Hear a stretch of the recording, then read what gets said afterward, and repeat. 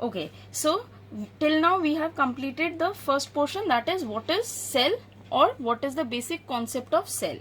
Now I have already told you that on the basis of this cell only organisms are classified into various categories or various types. Now we'll study the classification of organism. Classification of organisms. What are organisms? Organisms are formed or when many organ system combines together, it forms one particular organism, right? So now we will be studying this classification.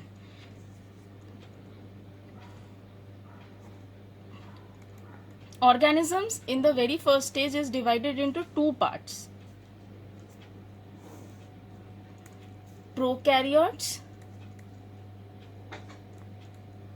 and eukaryotes. What does this prokaryote means? Pro means before or primitive,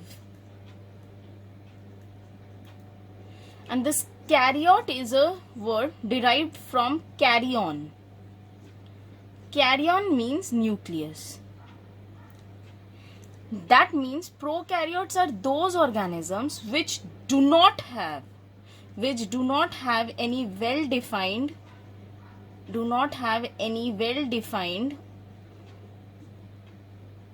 nucleus, or you can say they do not have any true nucleus. Clear?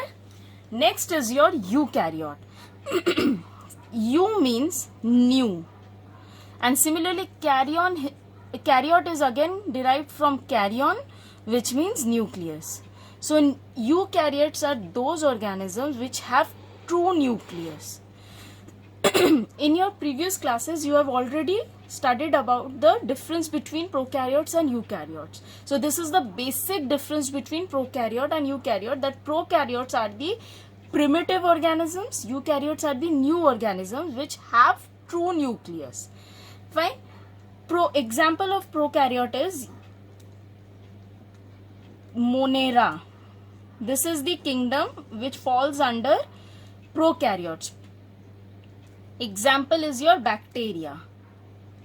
Any bacteria is an example of prokaryote or a primitive form of organism. They do not have any specific kind of nucleus.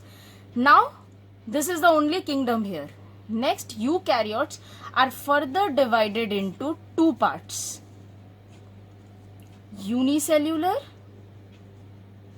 and multicellular. This term you have already studied in your previous chapter or previous classes. Uni means one, cellular means cell, multi means many, cellular means cell. So what does unicellular means? Unicellular organisms are those organisms which have only one type of cell, and that specific cell have various functions to do. But in case of multicellular organisms, many or different types of cells are present, and each cell has its specific function, like cells for heart. They will perform the function of supplying the oxygen to the body. Cells of kidney, they have specific excretory function. That means for a particular organ, there are specific cells, and each of the cell has its specific function, which is not in the case of unicellular organism, where only a single cell is performing all the functions. The kingdom under unicellular is your protista. Protista means protozoans, like malarial parasites. These are protozoans, malarial parasites, which causes malaria. Fine, these are protozoans. Plasmodium, you have heard about these terms. Plasmodium, they are protozoans. Next is your multicellular organism. Multicellular organisms are further divided into two subheadings. One with cell wall. I'll tell you what is cell wall. And second is without cell wall. Means without cell wall means all those multicellular organisms, though they have many cells to perform different functions, but these cells have cell wall. Suppose this is a cell. The outer covering of the cell is your cell wall.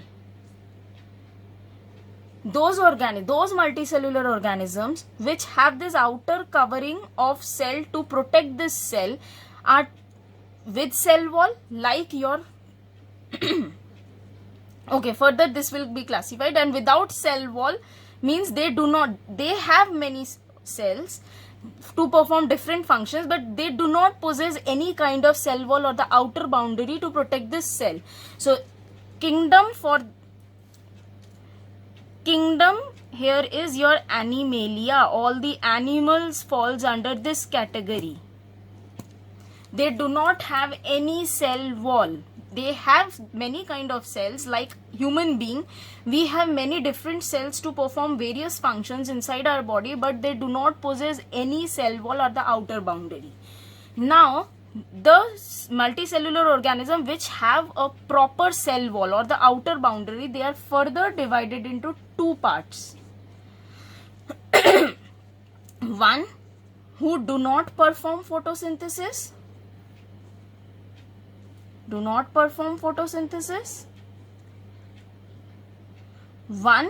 who performs photosynthesis. Photosynthesis, you already know and you have studied in your previous classes, is a process by which plants, the green plants, basically makes their food. Plantae is the kingdom here, and fungi is the kingdom which do not perform photosynthesis. That means they can't make their own food, but how they are similar to plants? Because they possess cell wall. They are not the animals, they are a different category, but they are somehow similar to plant because of their presence of cell wall. So there are basically 5 kingdoms. 5 kingdoms are there on which organisms are classified. These are, first is your Monera or the primitive bacteria. Second is your Protistans or your protozoans, which are unicellular organisms. Under the multicellular organisms, 3 different kingdoms are there. One is fungi, which have cell wall, but they do not perform photosynthesis. That means they can't manufacture their own food. Second is your Plantae.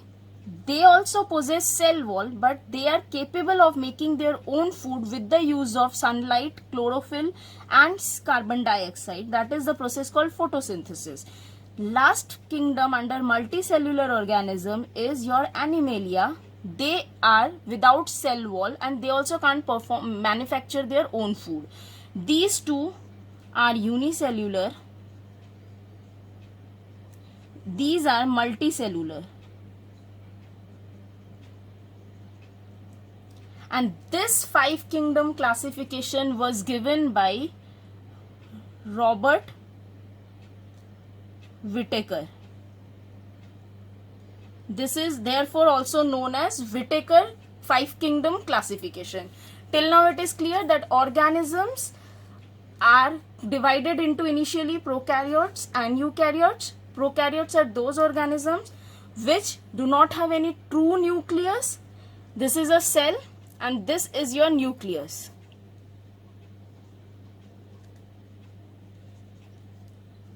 Outer layer is your cell wall. So prokaryotes do not have this true nucleus. Eukaryotes have this true nucleus. Eukaryotes are further divided into 2, unicellular and multicellular organisms. Unicellular organisms have single cell to perform all the functions. Multicellular organisms have many cells to perform variety of functions, and each cell has different function. Example of unicellular organism is your protozoans.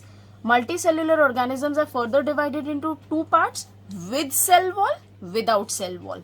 Without cell wall is your animals, and with cell wall they have two parts, fungi and plantae. Fungi are those multicellular organisms with cell wall which do not perform photosynthesis. Plantae is capable of performing photosynthesis. Clear? Okay. Okay, so we have studied the 5 kingdoms. These are Monera, Protista, fungi, plantae and animalia. These are the 5 kingdoms we have studied till now. Right, now I am just giving you the brief of various characteristics of these 5 kingdoms. I am writing it down here. Side by side you also write it down. Characteristics of 5 kingdoms.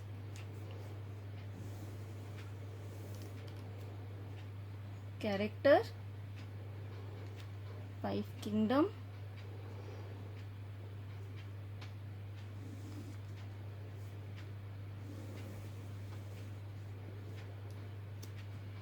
First is your Monera, then is your Protista, fungi, plantae, animalia. These are the 5 kingdoms. Now starting with the very first character, cell type. I have already told you that Monera are the prokaryotes. So they do not possess any true nucleus. Protistans are eukaryote, except Monera all are eukaryotes. That is fungi, protista, plantae, animalia, these are all eukaryotes. So cell type is eukaryotic for all these 4. Next is your cell wall.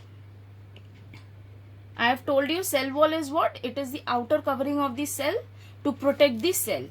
Prokaryotes have non-cellulosic. Write it down along with me.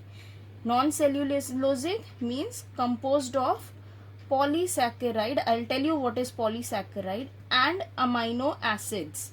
I'll explain you all these words. Don't you worry. Cell wall is, in case of Monera, it is non-cellulosic, means it is composed of polysaccharide and amino acids. In protistans, they are present, but not in all protistans or in all protozoans, present in some protist only. In fungi, they are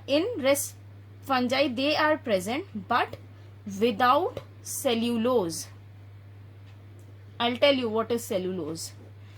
In plants also they are present, but they are present along with cellulose.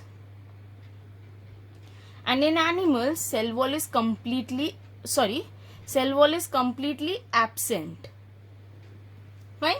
Next is your nuclear membrane. What is nuclear membrane? This is a cell. This is your nucleus. To protect the nucleus, outer boundary of nucleus is your nuclear membrane.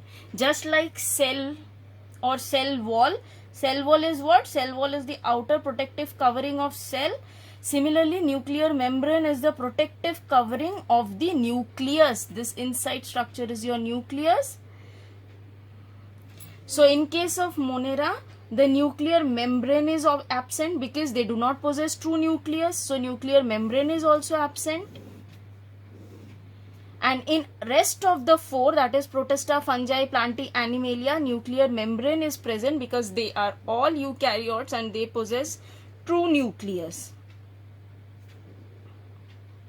And to protect the nucleus, nuclear membrane has to be there. Next is your body organization.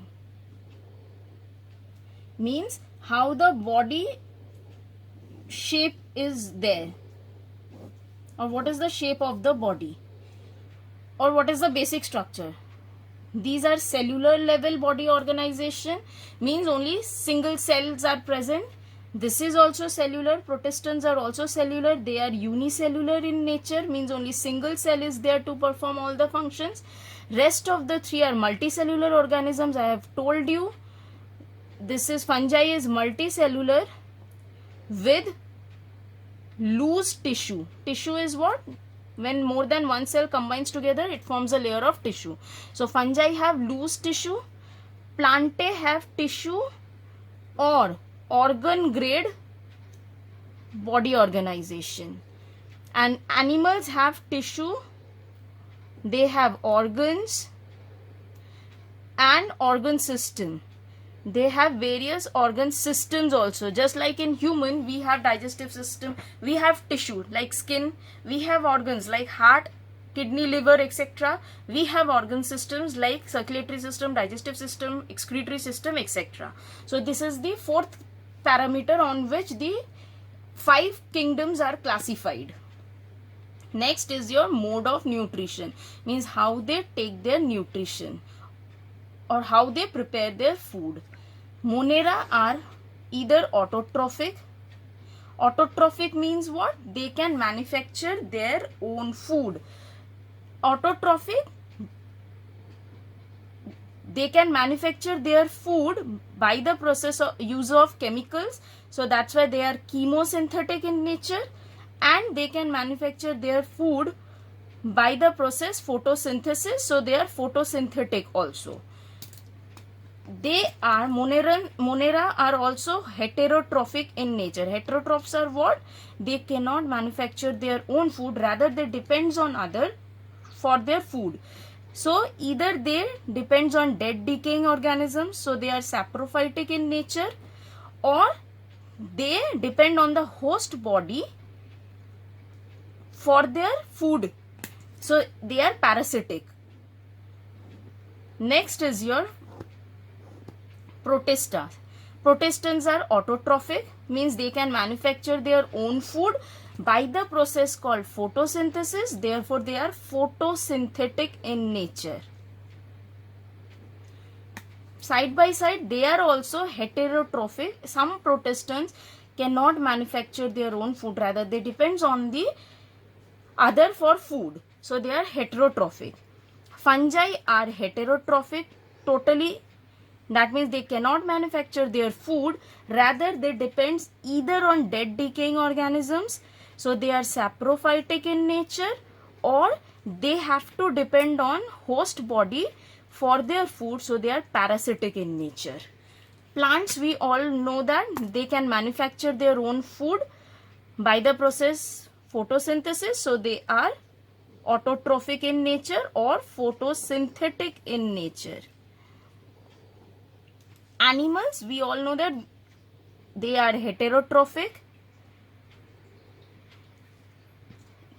They can be either saprophytic, that is they depends on dead decaying organisms for their food, or they can engulf their food completely like us, and they are holozoic in nature. So till now it is clear? Fine, we are proceeding further. Okay.